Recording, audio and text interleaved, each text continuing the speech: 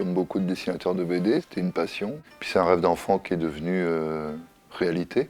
J'ai commencé vraiment à publier, à être remarqué quand j'ai commencé à publier pour le journal de Spirou. Donc je viens vraiment de la BD jeunesse. En même temps, j'étais scénariste chez Mickey. J'ai au total un peu plus d'une vingtaine d'albums. Je peux à la fois dessiner ou raconter des histoires pour les enfants ou pour les adultes. J'ai fait toute la palette du genre. J'ai travaillé pour Disney comme scénariste, puis comme dessinateur un peu, mais principalement comme scénariste. Je continue sur le papier à faire des croquis, à faire mes scénarios, mes découpages sur le papier, mais toute l'exécution se fait sur tablette graphique. Donc cette petite séquence-là, comment fait-on? Je commence par faire un rough rapide du storyboard. Un rough, c'est-à-dire une mise en place très très simple pour avoir les principaux éléments et surtout travailler le rythme de lecture. Tous mes éléments sont faits à part et il me suffit simplement de les amener sur l'écran. Je vais commencer par le ciel. Ensuite, j'ai la ville derrière que j'ai préparée ici. Voilà. Et on fait pareil pour toutes les autres images. Et donc, voilà ce que ça va donner.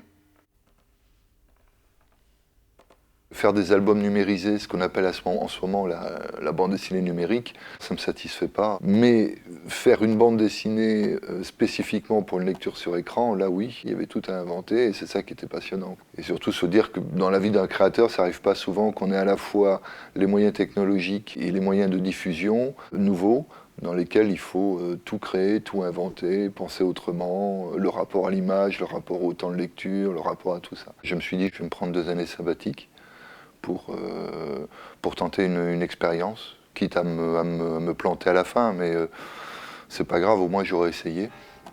Et puis avoir une liberté de création totale. Dans un cas, la bande dessinée, on a une juxtaposition des images sur une page entière, alors que dans le cinéma, on a une succession d'images. Et la bande dessinée sur écran, ce que nous on appelle les screen comics, c'est vraiment un mix entre ces deux techniques de narration, mais c'est réellement un genre nouveau.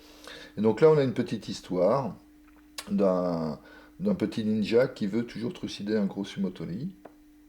Donc c'est pratiquement sans texte, hein, donc c'est très très visuel. Donc vous voyez, j'avance.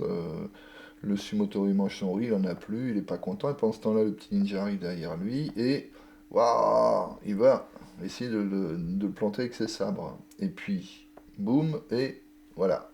Donc ces petits gags, il se retrouve en dessous, mais on se dit, qu'est-ce qui s'est passé? Et donc on a fait une fonction ralentie. Donc là, je retrouve un peu mes automatismes de dessin animé, c'est-à-dire que c'est vraiment des mouvements clés, c'est des pauses clés, quoi, en fait, hein, d'animation. Donc on est au ralenti, on comprend ce qui se passe pendant qu'on a eu le gros éclat tout à l'heure, voilà. Toc toc, il se fait écraser, pendant ce temps-là, hop, il récupère son bol de riz et il continue de manger. Et je me suis dit, ce serait rigolo si on pouvait faire un flipbook. Ça faisait partie des choses quand j'étais gamin que je faisais.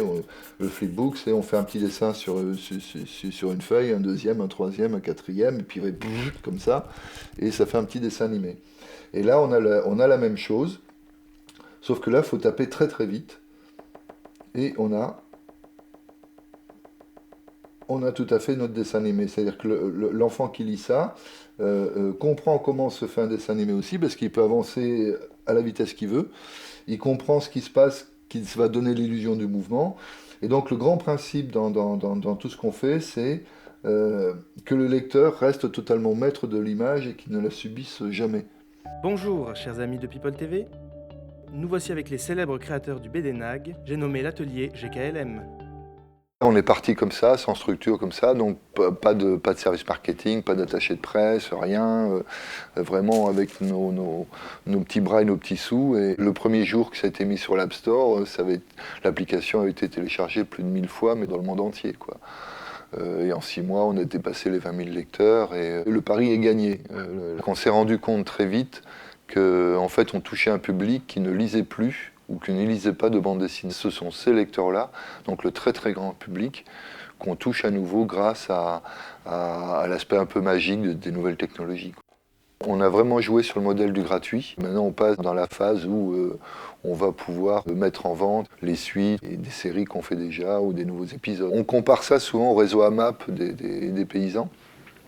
C'est directement du producteur au consommateur. Et ben nous, voilà, c'est directement de l'auteur au lecteur. Il n'y a pas d'intermédiaire superflu, il n'y a pas d'actionnaire. On reste au niveau éditorial libre aussi par rapport à ça, quoi. Le manga est beaucoup plus basé sur une lecture de type storyboard. Et avec ce nouveau type de narration-là, justement, comme c'est un alliage entre le storyboard et la bande dessinée européenne, on arrive à un résultat qui fait que, quel que soit le mode de lecture du pays dans lequel on se trouve, ça ne change rien. D'où la possibilité de vraiment s'implanter sur le marché japonais. Alors ça donne des idées et on se dit pourquoi pas réussir là où tous les éditeurs institutionnels français ont échoué, pourquoi pas nous on réussirait.